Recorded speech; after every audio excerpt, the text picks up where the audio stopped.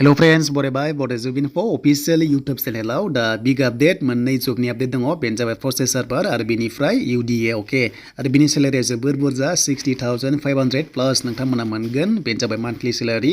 and बे post district and session judge निफ्राय फैदों गोबाव खालामा जों details खौ नायगोन जाय नोंथांमोना Bodo Info चेनेलाव गोदान subscribe खालामना लाबानो जाबाय upcoming तो गोबां vacancy फैसिगोन बेनो जाबाय ADRE नोंथांमोना मोनगोन 25,000 नि खाथियाव vacancy दा जोङो अफिशियेल नोटिफिकेशन बेयाव जोङो क्लिक खालामबानो जोंहा डाउनलोड जागोन ओके आं बेयाव डाउनलोड खालामबाय नोंथांमोना डिटेल्सखौ नायग्रोबानो जाबाय आरो तो बेनो जाबाय अफिशियेल नोटिफिकेशन बे फैदोंमोन बिसनाथ डिस्ट्रिक्टनिफ्राय आरो बेनि एप्लाइआ अफलाइन खालामनांगोन स्टेन्डार्ड फर्मआव फिलआप खालामनानै पस्टआ सानै दङ प्रसेसर बर ओके एन्ड बेनि सेलारिया जोबोर मोजां ओके स नोंथांमोनाहाय बे पस्टखौ मोनदों आनरिजार्भ डिग्री पास खालामनांगोन बेनिफ्राय एसामिस लेंगुवेज नोंथांमोनाहाय रोंनाय जानांगोन मानोना बे जाबाय आसाम गभर्नमेन्टनि जब नालाय स जायफ्रा इन्टारेस्टेड मोनो नोंथांमोना खालामबानो जाबाय बैसोआ 18 निफ्राय 40 इयार्स बाट जोंनि एसटिआ 45 इयार्ससिम हागोन एन्ड बेनिफ्राय स नोंथांमोना बेखौ माबोरै खालामगोन होनोब्ला स्टेन्डार्ड फर्म डाउनलोड खालामनानै फिलआप खालामनांगन गासैबो डकुमेन्ट्सखौ नोंथांमोनाहाय जेरक्स कपि खालामनानै सेल्फ एटेस्ट होथारनांगोन ओके एन्ड बेनिफ्राय इमप्लयमेन्ट एक्सचेन्जखौबो नोंथांमोना बेयाव हरथारनांगोन गांथाम फट'कपिस नोंथांमोना हरफानांगोन आरो ड्रप बक्सआव नोंथांमोना डाइरेक्ट साबमिट खालामनो हागोन आरो नङाब्ला स्पिड पस्टबो नोंथांमोना खालामनो हागोन जुदि गोजाननिब्ला बेनि लास्ट डेटआ आगष्टनि 5 दङ ओके एन्ड बेनिफ्राय नोंथांमोना ओरैबायदि लिरनांगोन application for the post of process server होनानै स्टेन्डार्ड फर्मआव खालामनांगोन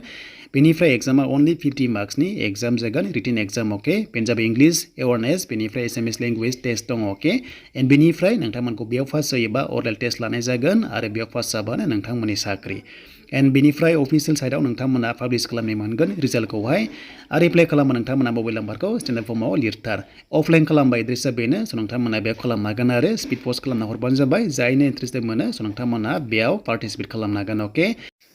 स दानिया जों UD पोस्टआव फैबाय देन बेयाव फैनाय लोगो लोगो दा जोबोद मोजां आपडेट बेनो जे नोंथांमोना जुदि LD आव साख्रि मोनोबा माबायदि प्रमोशन जायो बेखौ मिथिसिगोन दिनैनिफ्राय बेनो जाबाय आफार डिभिजन एसिस्टेन्ट पोस्टआव 7 ओंखारदों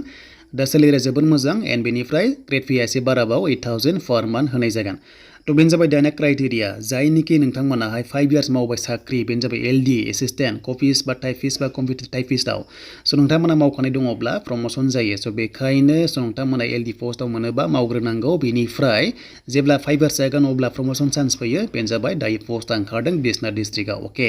एन्ड बेयाव अफिशियेल एड्रेस दङ बेयाव नोंथांमोना हरबानो जाबाय गासैबो डकुमेन्ट्सखौ सेम डकुमेन्ट्स नोंथांमोना जेरक्स कपि खालामनानै सेल्फ एटेस्ट होनांगोन एन्ड बेनिफ्राय application for the post of UDA नोंथांमोना लिरनांगोन ओके आरो नोंथांमोना बेयाव एग्जाम गैया बेनो जाबाय खालि नोंथांमोनखौहाय अरेल टेस्ट भाइभा टेस्टल' लागोन बेयाव पास जाबानो नोंथांमोननि साख्रि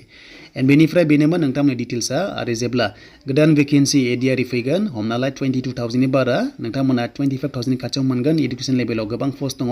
आसाम पुलिसाव दङ एग्रिकालचाराव दङ ओके बे 25,000 नि खाथियाव स नोंथांमोनाहाय मोनथारसिगोन जुलाइनि लास्ट उइकआव एबा आगस्टआव आरो जेब्ला अफिशियेल नटिस फैयो आं नोंथांमोनजोंहाय शेयार खालामखागोन क्लास 8 पासनिफ्रायनो हागोन आरो आसाम पुलिसाव नोंथांमोना 10 पास लेभेलनिफ्राय हागोन ओके कनस्टेबल लेभेलाव स बेनोमोन नोंथांमोननि डिटेल्स